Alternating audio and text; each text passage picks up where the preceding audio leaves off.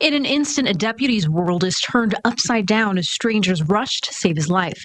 According to the Lubbock County Sheriff's Office, this morning, 2 deputies were outside their vehicle helping a stranded driver when a semi-truck hit one of those patrol vehicles. The deputies were then pinned by their car, one seen dangling over the overpass. I heard a crash.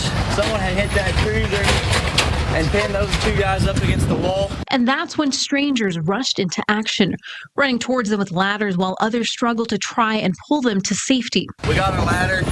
The only thing we can do is just grab it and help out as best we can. The heroes able to wrap a rope around the deputy and pull him to safety. Look at this. Citizens risking their lives to save deputies. No badge, no qualified immunity. Just ordinary people stepping in. But here's the question, why?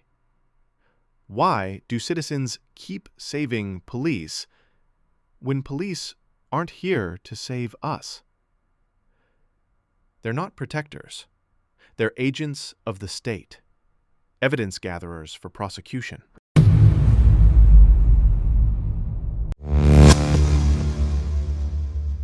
Sign this guy up for the police department. He just happened upon a police chase and saw the suspect was getting away. So instead of just standing there and doing nothing, he jumped into action, grabbing the suspect and knocking him to the ground. Do you want to have a seat right here for me? This guy is waiting to be questioned by cops. Suddenly, there he goes. An officer gives chase. Black t-shirt, gray shorts. But the cop is having trouble catching him. Wait, who's this guy? A Good Samaritan sees the chase and jumps into action, tackling the suspect. Moments earlier, the hero was driving in his pickup truck when he spotted the escape attempt. That's him in the orange shirt. The chase in Tulsa, Oklahoma is reminding many of the pizza delivery man who came out of nowhere to trip a fleeing suspect outside Philadelphia. And then there's this, the granddad who tripped a suspect with his foot in Columbus, Ohio. That video has 30 million views on Inside Edition's YouTube channel. Now this guy joins the honor roll of great American tacklers. Time after time, it's the public stepping in to keep police alive. Citizens calling 911 for them, citizens pulling them from wrecks, citizens wrestling suspects off them. The public protecting the state's agents. But flip the script, and the picture changes. When citizens call for help, what too often follows isn't safety, it's tragedy. A child playing in his yard doesn't get a smile or a wave, he becomes a suspect, treated as a threat before he's even had a chance to grow up. A teenager in the middle of a mental health crisis doesn't get compassion or medical care. He gets a firing squad of bullets within seconds of officers arriving.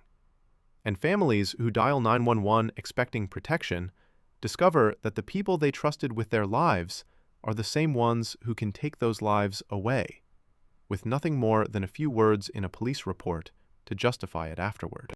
Tonight, for the first time, we are seeing video from inside Robb Elementary School. It sheds light on the police response to that mass shooting that left 19 children and 2 teachers dead. Now, this video, it is hard to watch.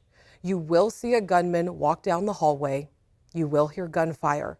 You will also see a small army of law enforcement officers wait in that hallway for more than an hour before finally making it into that classroom. And then there's Uvalde. Heavily armed officers stacked in the school hallway, shields in hand, rifles ready, and they waited. 77 minutes while children were trapped inside, calling 911, begging for help. Parents outside tried to rush in, and police tackled them instead. At Uvalde, the badges didn't run toward the sound of gunfire. They stood down while kids bled out. That's not public safety.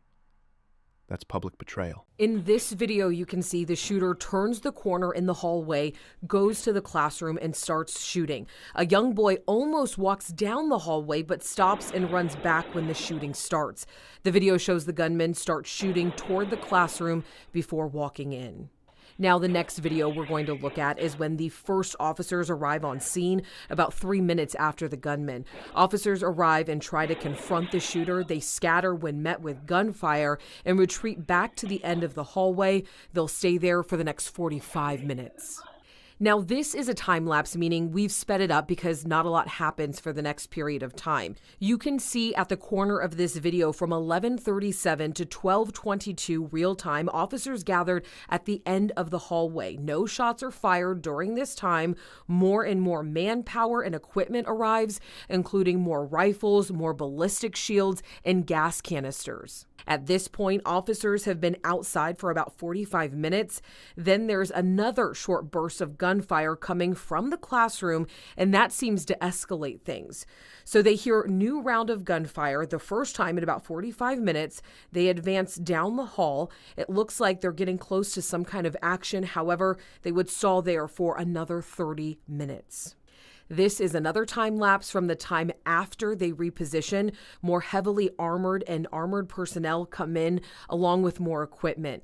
And once they finally go in, it's over pretty quickly. Officers finally move into the classroom and take out the shooter.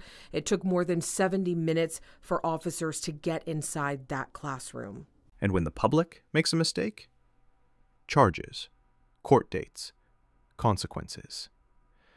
But when police make deadly mistakes, qualified immunity, paid leave, a press release full of excuses. The state shields its agents because that's who they serve. Not you. Not me. The system itself.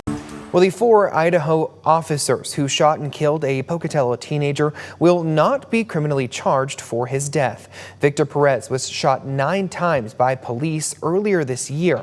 Officers were responding to a 911 call saying the 17-year-old was intoxicated and attempting to stab family members. Investigators concluded the officer's use of force was justified under Idaho law, and the Idaho Attorney General's office says the state would be unable to prove beyond a reasonable doubt those officers were not justified. So why do we keep saving them? Why do ordinary people run to protect officers who won't protect us? The answer is simple. Because it's the right thing to do. Because citizens still carry the compassion and instinct to preserve life, even when the state's agents don't show that same instinct back. But here's the problem. If the people keep doing the right thing, and the police keep hiding behind immunity, paperwork, and the state, how long before the public stops believing in this one-sided exchange? The people have always been the first responders, for each other, and even for the police. But when the people need help, who stands for us? That's the question this country has avoided for too long. And until we face it, nothing changes.